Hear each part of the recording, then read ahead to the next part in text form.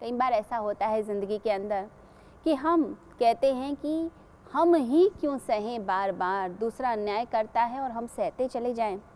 हमें ही सहने के लिए बनाया गया है, दूसरा तो एडजस्ट ही नहीं कर रहा, बस मैं ही एडजस्ट करते जा रहा हूँ। ऐसा कई बार होता है लाइफ के अंदर।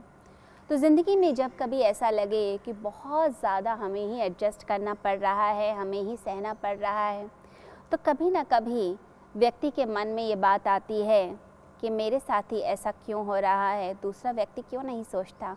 जब ऐसी परिस्थिति होती है तब हमें अंदर से तोल लेना चाहिए कि हमारे लिए रिश्ता इम्पॉर्टेंट है कि नहीं है। अगर रिश्ता हमारे लिए बहुत इम्पॉर्टेंट है, वह रिश्ता हमारे लिए बड़ा प्यारा है, हमारी बड़ी कीमत है उस रिश्ते के लिए, हम वैल्यू करते हैं उस रिश्ते को, तो उस समय व्यक्ति को एडजस्ट करना चाहिए। यानी अगर हमें ऐसा लगता है कि हमारे थोड़ी सी झुकने से, यदि हमारी थोड़ी सी एडजस्ट करने से यदि वह रिलेशनशिप बच सकता है, वो रिश्ता बच सकता है, तो हमें एडजस्ट करना चाहिए। कभी ना कभी ऐसा होता है कि हम अपना स्वार्थ छोड़ते हैं दूसरे की खुशी के लिए। जब थोड़ा सा हम सह लेते हैं, थोड़ा सा झुक जाते हैं, थोड़ा सा दब जाते हैं और अपना स्वार्थ अगर हम छोड़ देते हैं तो उसको परमार्थ कहा जाता है, यानी कि दूसरे के हित के विषय में सोचना। देखिए, हर व्यक्ति चाहता है कि उसके साथ प्यार से बात की जाए, उसके साथ प्रसन्नता से बात की जाए, उससे अच्छा व्यवहार किया जाए। जैसा हम चाहते हैं कि हमारे साथ अच्छा व्यवहार हो, हमें प्यार से बोला जाए, सम्मान की दृष्टि से देखा जाए, तो वैसे ही दूसरा व्यक्ति भी सोचता है। तो अपनी आत्मा के अनुरूप हमें व्यवहार करना चाहिए, अपनी आत्मा के अनुरूप हमें व्यवहार करना चाहिए। तो हमें जो जो पसंद है वो दूसरे व्यक्ति को भी पसंद है।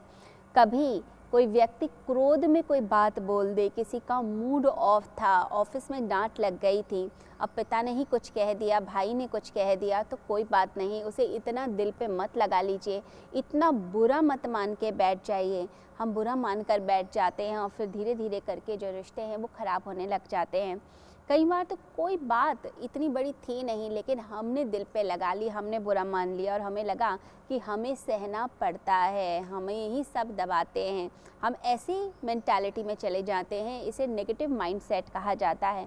हम नेगेटिव सोचने लग जाते हैं कि सब कुछ तो हमें ही सहना पड़ता है।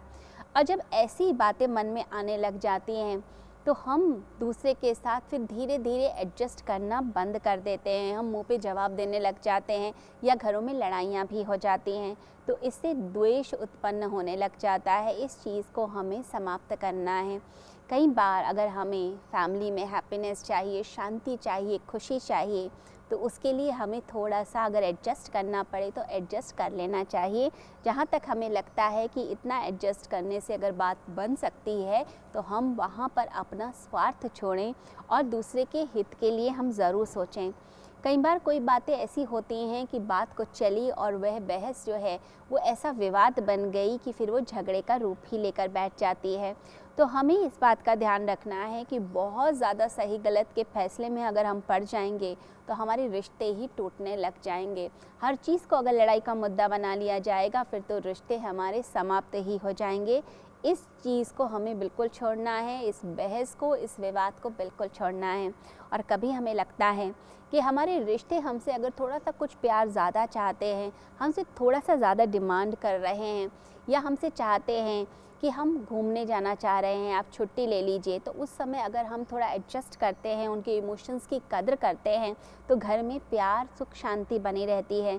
अगर दो भाइयों के बीच में प्यार है, दोनों के बीच में एक अच्छा नाता बना हुआ, एक अच्छा संबंध है, और एक छोटा भाई कहता है बड़े भाई से कि कहीं घूमने चलते हैं, बहुत दिन हो गए हम कहीं घूमने नहीं गए, तो दोनों परिवार मिलकर घूमने चले जाते हैं। मेरा परिवार भी चलेगा और आपका परिवार भी चलेगा। अगर बड़ा भाई कहता है कि नहीं, मुझे तो बिज़नेस में जाना है, या मेरे बहुत सारे बिज़नेस डील्स रुकी हुई हैं, मैं नहीं जा सकता, मेरे पास तो समय ही नहीं है इन सब फालतू बातों के लिए, मेरा करियर मेरे लिए इम्पॉर्टेंट है, मेरा बिज़नेस मेरे लिए इम्पॉर्टेंट है, और वे छोटे भाई के इमोशन की कदर ही नहीं करता है, उसके साथ हॉलीडे पे जाता ही नहीं है, तो फिर क्या होगा, दोनों भाइयों में धीरे धीरे करके एक दूरी बनने लग जाएगी, एक डिस्टेंस बनने लग जाएगा। दोनों भाइयों के बीच का प्यार धीरे धीरे करके समाप्त होने लगेगा। छोटा वाला कहेगा कि मैं तो इतना प्यार करता हूँ, मैंने इतने लाड से प्यार से योजना बनाई कि हम हॉलिडे पे जाएंगे, हम वहाँ एंजॉय करेंगे, दोनों फैमिलीज़ के बीच में प्यार बढ़ेगा, बच्चों के बीच में प्यार बनेगा, परंतु बड़े भैया ने तो मना ही कर दिया। तो अंदर से व्यक्ति सोचने लग जाता है कि शायद अब प्यार कम हो गया है, शायद उन्हें मेरी परवाह नहीं है। लेकिन अगर आप अपने छोटे भाई की बात मानते हैं, थोड़ा सा एडजस्ट कर लिया आपने, आपकी जो मीटिंग्स थी वो आपने पोस्टपोन कर ली, उसे कुछ समय के लिए टाल दिया कि मेरे लिए मेरा रिश्ता इम्पॉर्टेंट है, कीमती है, मेरा रिश्ता, मेरा रिलेशनशिप इम्पॉर्टेंट है, और आपने थोड़ा सा समय निकाल लिया।